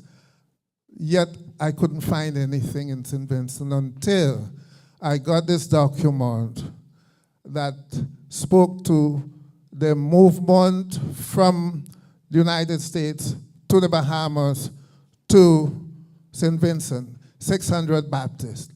They were unable to establish physical churches, but they were there. The missionaries from time to time recorded them, spoke to them. So that is a factor in the making of St. Vincent Christianity that we need to consider. Those Baptists were a larger number than those that came to Trinidad. They were larger than those that went to Jamaica to establish the Jamaica Church, which still exists today. So that is a factor I think you should consider. I know people want to speak, so I'll say one more thing. In terms of Africanization of Christianity, a lot of that also came out from Africa. A lot of the Africans who were put on slave ships were Christians. We know that. So it was not only that Europeans brought Christianity, but Africans also brought Christianity to the Caribbean. Some of those must have been in St. Vincent. The liberated Africans, a lot of them came out of that Congo Christian area there, which had been Christian since the end of the 15th century. We know the church lasted until the 18th century. The slave trade ended at the beginning of the 19th century for the British colonies. So it's expected that a number of those from Benin, you had Christianized people there. From the Gold Coast, you had Christianized people there from the early 16th century. So that is a factor that would have, in a sense, been, a dynamic in the transformation of the European version of Christianity that they brought into the present-day expressions of Christianity in St. Vincent, as well as in other parts of the Caribbean. Thank you very much. Thank you. Thank you very much, Dr. Fergus. Among other things, he put forward the notion that the Europeans didn't bring Christianity. They brought the European version of Christianity. And we do wish you all the very best in the launch of your book. There's another contribution. Go ahead, please. Hello, good afternoon. My name is Edgar Lewis. My registered name is Kwame. I will suggest that if you want to look, as Renwick Rose teaches us, if you want to know and discuss anything, you look at the social origin. And if you look for the social origin of Christianity, you will see it come up to the Ethiopian Christian Orthodox Church, the Ethiopian Christian Coptic. Anybody have a phone now could go and Google to try to find out the social origin. You'll see, they tell you the Ethiopian Coptic Church. I said this also to link the Ethiopian Christianity to the Baptist, because if you look at the Ethiopian Orthodox Coptic Church where worship, you will see they have bell, the drum, and the hair up. And also we like to look at the movement, the slave in Cuba and Haiti. All these people have an interpretation similar, because in Trinidad they had the Shango. That is the Cuban Santa Rosa. These have similar trait to our Baptists, because they actually catch the spirit. So we have to look at the Christianity as social origin from Africa, and the movement of people and development of science and technology will introduce new practice. And so I suggesting that, yes, we must have a new interpretation of Christianity based on our quest to create a new civilization, in the sense that we're talking about but a post-colonial society. When we're looking at 2034 will be the 200th anniversary of our freeing up from slavery. So we have to start to analyze our history and try to evolve something that could accommodate our new dispensation. So I would like to stay there today.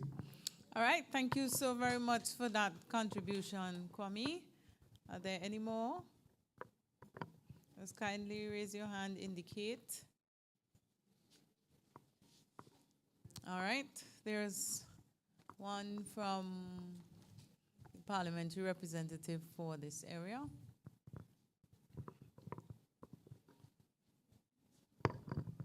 Thank you very much, Marla. Good night to everybody again. Let me take this opportunity as well to welcome you to the constituency of East Kingston. You are in this constituency. Well, we thank you. I just want to reference Dr. Denny. You referenced you made reference to the African philosophy of reward for faith as a here and now expectation versus the white religions or the Wesleyans' reward for faith as a hereafter, what I call a hereafter excitement. Now, many persons in our society are of the view that the influence of the church is really sort of laced with a fair degree of ineptitude to combat or to confront many of the social injustices and social undesirables, non-progressive and non-developmental realities that we face today. Some people also believe that leads to, or that is contributing to an inordinately high incidence of social decadence. For example, you hear commentary about the influence or lack thereof of the Christian Council, of the Pentecostal Assembly of the West Indies, and these other religious organizations. And to some degree, I believe there is credence to some of this concept and commentary that we hear. I want to make it more contemporary. For example, in my own constituency, not too far from here, St. Vincent experienced its first mass murder. 5 men were gunned down. And many people, up to today, are still asking, where's the voice of the church on that issue? Our young women and young girls and women, continue to experience the harsh and undesirable treatment and abuse by men in our society. In my own constituency here of East Kingston, in the last 3 years, we had brutal murders of 3 young women in my constituency. And I have constituents up to today asking me, where is the voice of the church?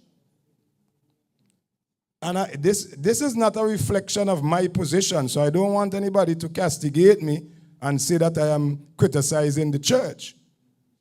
But I am presenting this impression by many Vincentians to try to see if I can get a reaction, maybe from some of the panelists. I know we have some church leaders in the audience. Maybe they would care to comment on it.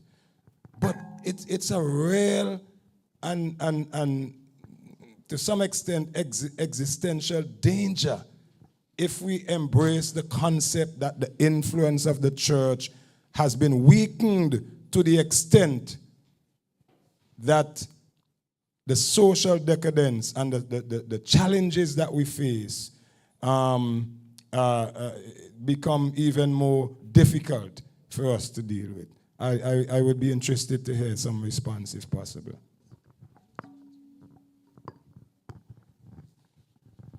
Well, they're historical questions which deserve historical answers. And if they're non-historical questions, then you get a non-historical answer. Okay.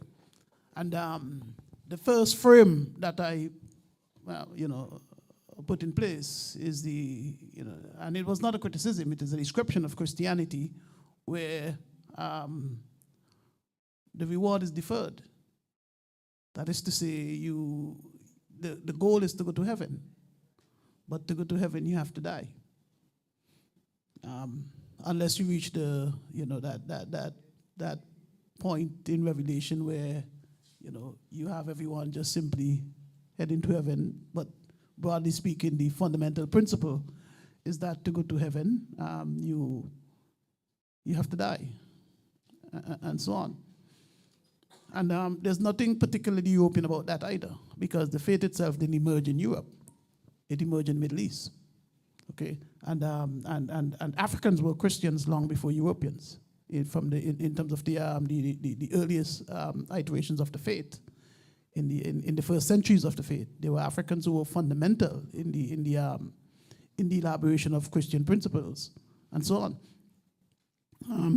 When we speak of the European Christianity in the context of Black Vincentians or Caribbean people, we are really speaking of the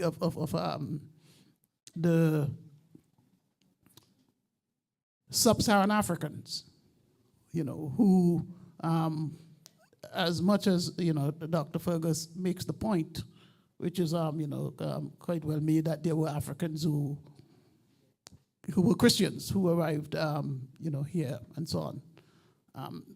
It is equally true and far more true that the vast majority of West Africans were not Christians in sub-Saharan Africa. Okay, and so for many of them, it was a kind of first contact situation, and that the faith to which they held to, and which they experienced as part of their lived reality, all the wonderful experiences in their lives could be and they were explained as part of the benevolence of the divinities in their lives. Okay, so in that sense, I was making a historical point as to how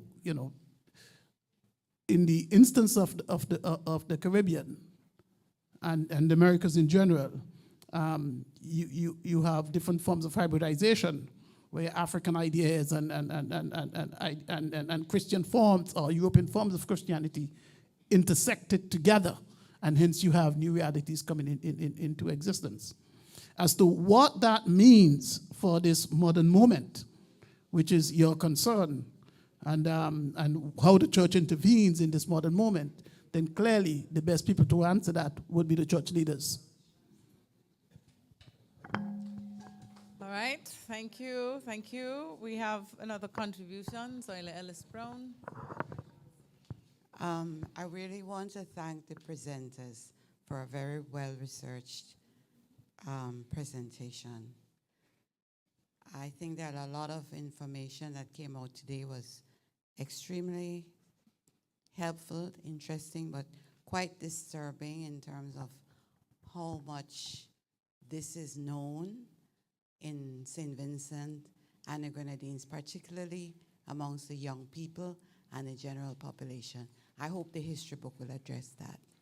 My question is, though, how do the panelists perceive the impact of this very disturbing history of discrimination against the spiritual Baptists and its impact on spiritual Baptists today? And in other words, how has this historical backdrop affected the strength of the spiritual Baptist movement, and what are the possibilities for redress and reparation for the spiritual Baptist community? Who would like to take this question? Thank you very much. The question you asked can be asked about the Garifuna It can be asked of people of East Indian descent. It can be asked of all aspects of society. The fact is that the process which we're undertaking is, for the very first time, we have a concerted effort to document and share the experiences of Vincentian, Garifuna, and all the other sections, including the Portuguese, who we call the Portuguese. We have an incident in Middle Street in 1857 where a black man went to sell cheese in Middle Street, and the Portuguese shopkeeper come out and tell him to move. And the man refused to move, and the shopkeeper take the cheese and throw it away. Within 10 minutes, the entire store, well, according to the police report, was destroyed. And they don't know where these 200 black people came from and destroyed the man's store. And the next day, the Portuguese man wrote a letter to the police commissioner and said, listen, I lost all of these thousands of pounds, and I want compensation. And he had another visit, and by the evening, he wrote a letter and said, forget about it. Forget about it. I went around to say to you that as societies that come from the colonial period into the post-colonial period, would have all of these challenges. The question, for example, that Fitz asks about the role of the church in the 21st century, if I show you the role of the church in 1854, when for the very first time, and I'll talk about East Indians marching, for the very first time we had a labor protest of freed people, island-wide, and the governor sent a letter to the churches and said, these are the things you should preach on Sunday. You should remind people that the Bible says you must be obedient and respect the law. Somebody laughing. You see, this is the thing about history. When you tell people things, they don't believe you. They have to see it in writing. So in this process of decolonization, which started in 1979 for St. Vincent and Grenadines with official independence, and we are in 2024, we have to have a commitment to decolonize the mind, to decolonize the archive, to decolonize the city, to decolonize the country. And personally, I think we're moving too slow, right? Because as a former teacher, as a history lecturer, it becomes very painful that when you're telling people things. For example, reparations, people tell you, oh, waste of time. How could reparations be a waste of time when Dr. Fraser would tell you in 1835, a man on Grand Sable Estate said, I stop work because I don't work enough for me, my children, and my children. And a woman say, you're supposed to work now from 6 to 6, I stop work. And they drag her away in the age of what the woman say? 6 to 6. 6 to 6. And that's all I heard as the police dragging her away. Right? We need a greater commitment to decolonization. We need to be part of this process. Too many of us sit and we want other people to do it. We want politicians to do it. We want teachers to do it. We want the church to do it. Right? You could imagine in 2024, we still have Victoria Park? What? We still have Victoria Park? We still have Knighthoods? Huh?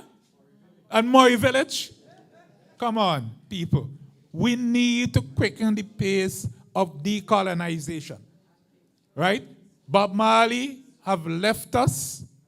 He have left us with a major, rallying song. Emancipate yourself from mental slavery. And it ain't his words, but he put it in song for us.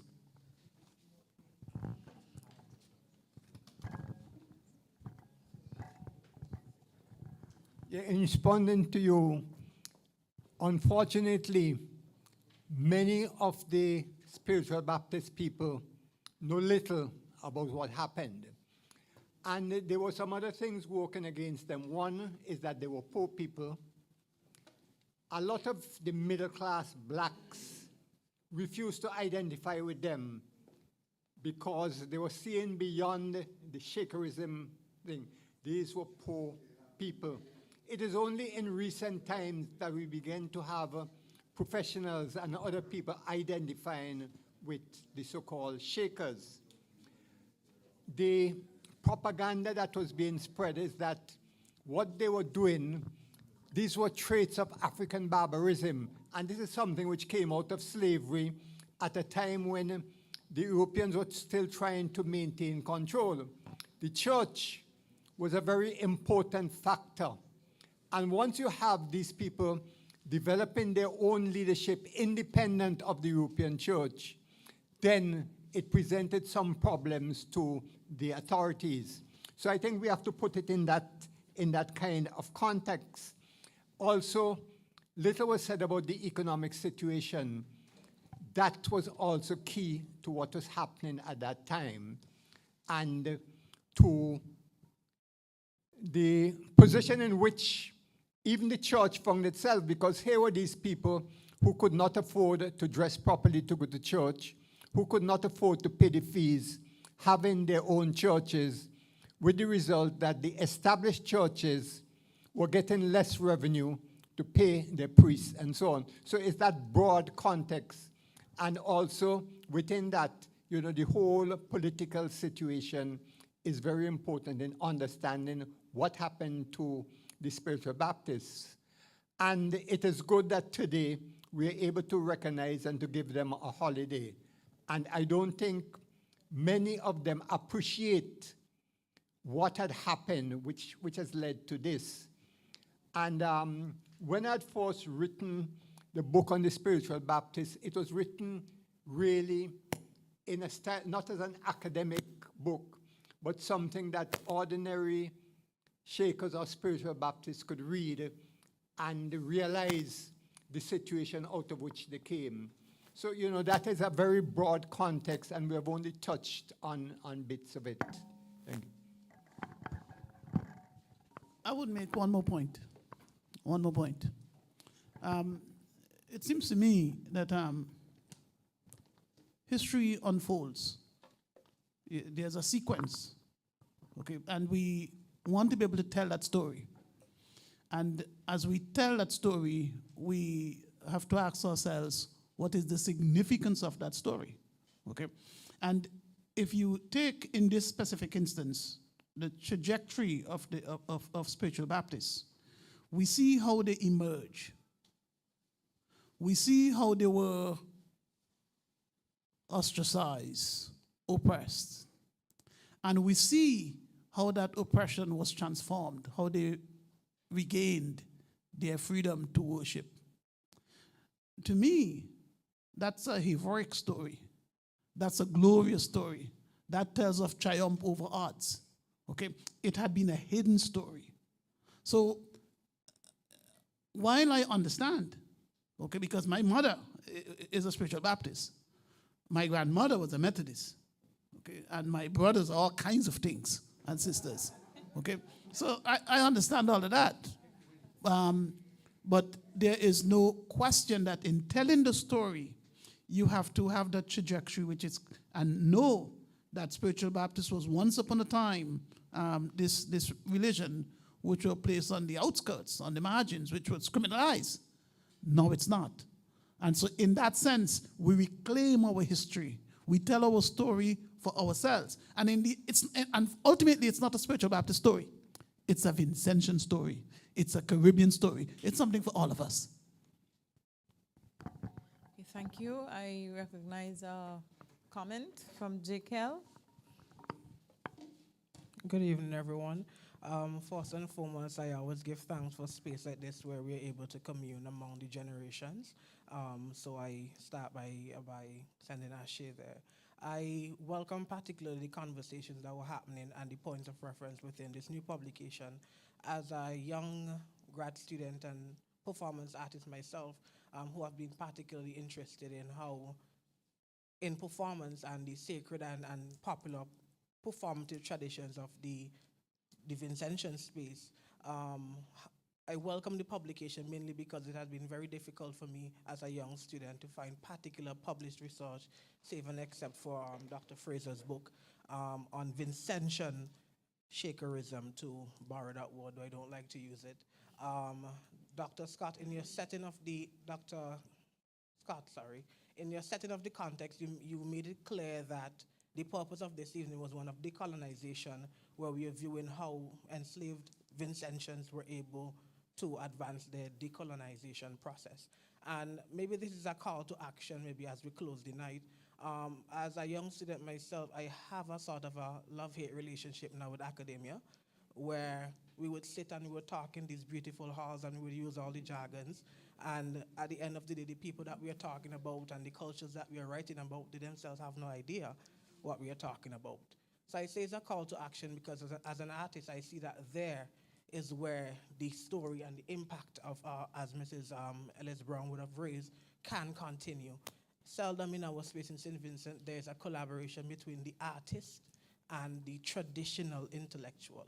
And I guess maybe in academia that issue is still being worked through, where there's this preference for traditional published material as opposed to arts-based things that now continues the conversation in a more contemporary space.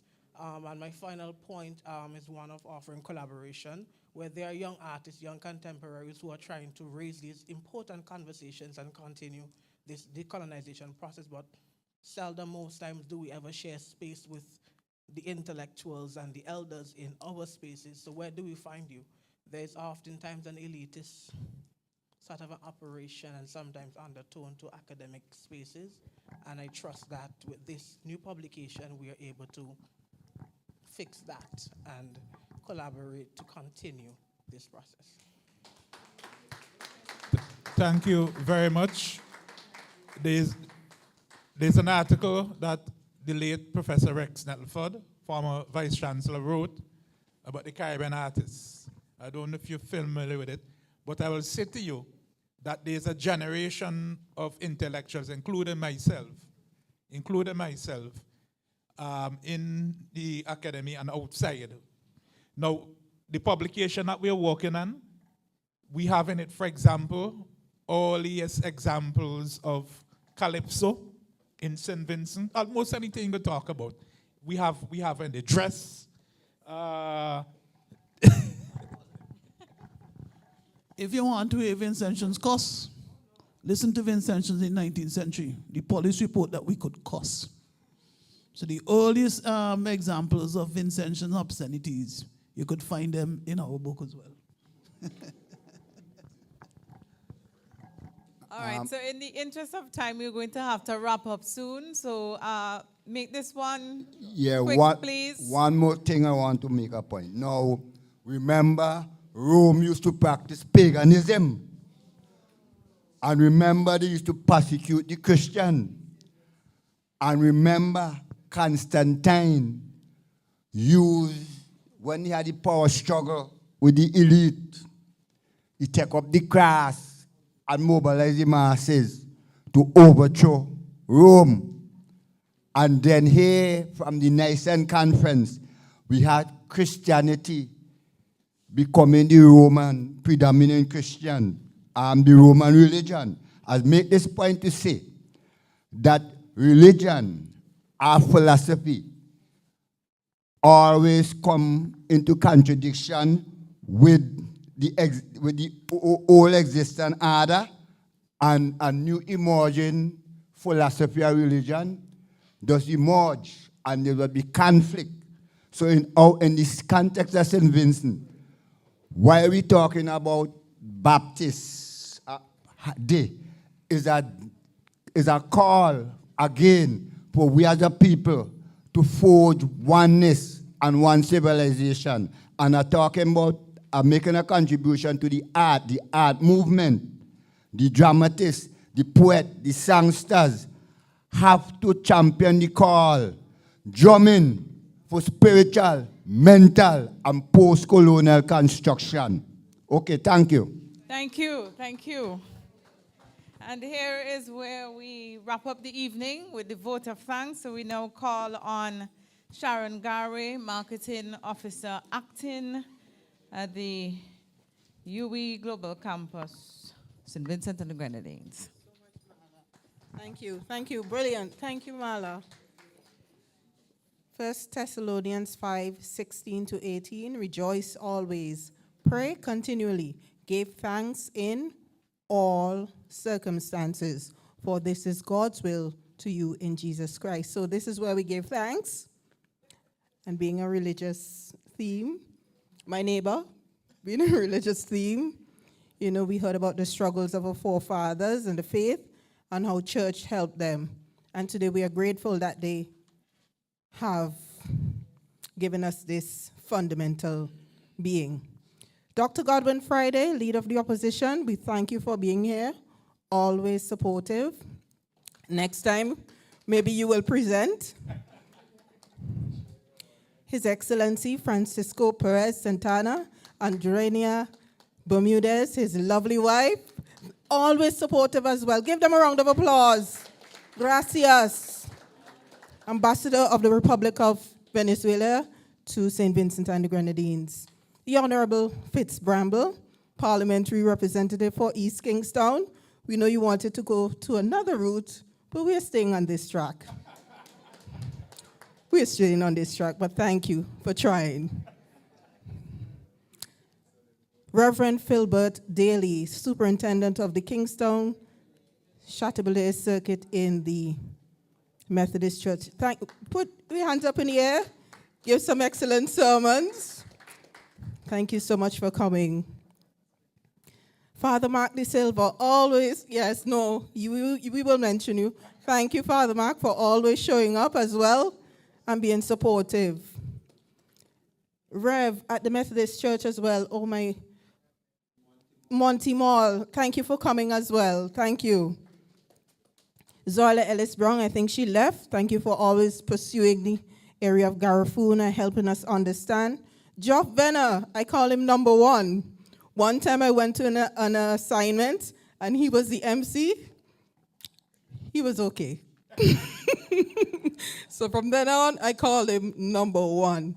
Joff, thank you. Thank you for your family. Thank you for your brother. Thank you for coming out.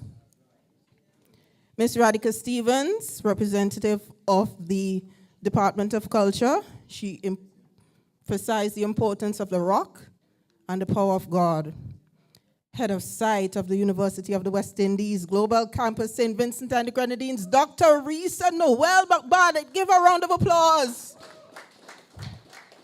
She came into installment from the 1st of October. She has been making an impact. She was going to get vexed with me, but don't tell her I said this, okay? Close your ears. She's like, Sharon, what about refreshments? What about water? My apologies. That is something that I oversighted, and we will look into that, all right? So, but we got a lot of food for thought today, all right? All right. UE staff. Hardworking UE staff. Sometimes, you know, we take people for granted. Hardworking seniors. If I start with Sylvanas, Pat, Samantha, Ronnie, Nevon. I'm going to call names. You miss somebody. Samantha, Nevon, Sam, yes, I mentioned Sam. We all thank you. Miss Chance, thank you for always being so supportive. Sometimes we take people for granted and just don't want to take you for granted. Security, everyone. Cleaners, everyone. All right, affiliates of UE, we thank you as well. From St. Augustine, Dr. Fergus. Give him a round of applause. He wanted to do his own thesis, but we had to wrap it up a bit, right? Kenneth Vibrating Skates Aline. Such an icon. Give him a round of applause. Mr. Independence. And who remembers this commercial he did? Bim, bidim, bidim, bim, bam, bam. So that's what I call him. He did a commercial. So once I say bim, yes, Fanta. So I call him Mr. Independence and Mr. Bim, bidim, bidim, bim, bam, bam. And he sings along. Rose Hall Drummers. What an impactful, from the core. You felt it. Safe journey home, Rose Hall drummers. Powerful. Our esteemed panelist, Dr. Gary, reminding us that there's something remarkable in the Vincentian heritage, the Vincentian blood who fought off enslavement. Thank you so much. Liberation, the spirit of liberation. Dr. Cleve Scott, Mr. Turn Me On, Kevin Little song. He helped to produce it. And other songs. He's worked on many other songs. Very culturally spirited as well. Thanks for highlighting the Wesleyan Church, giving us a very colorful description of what it was back then. Thank you so much. Dr. Arnold Thomas, very unassuming, but a lot of knowledge there. And we have to thank him for always highlighting his own ancestry and the people, the Indians, who did a lot for this country as well. The struggle from Argyle, very impactful. And I haven't heard about Tobo in a while, so I kind of chuckled when I heard about Tobo. So thank you for giving us that colorful outline.